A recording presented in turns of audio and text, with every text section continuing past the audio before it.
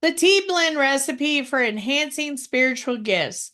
This tea blend is designed to support spiritual connection, intuition, and inner clarity. The ingredients work harmoniously to enhance your spiritual gifts, creating a sacred experience with each sip.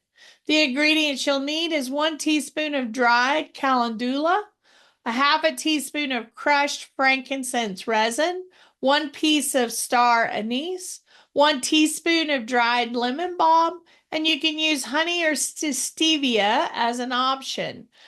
The instructions: prepare the ingredients. If using frankincense resin, gently crush it into smaller pieces using a mortar or pestle or the back of a spoon. Ensure it's food grade and free from additives. Combine the herbs in a small bowl: calendula, crushed frankincense, and star anise. If desired, add lemon balm for extra flavor. Boil the water, bringing 8 ounces of water to a gentle boil. Allow it to cool slightly before pouring it over the herbs to preserve their delicate properties. Steep your tea from 7 to 10 minutes. Strain and serve in a cup.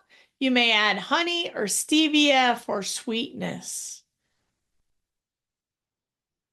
As you drink this tea, take a few moments to center yourself.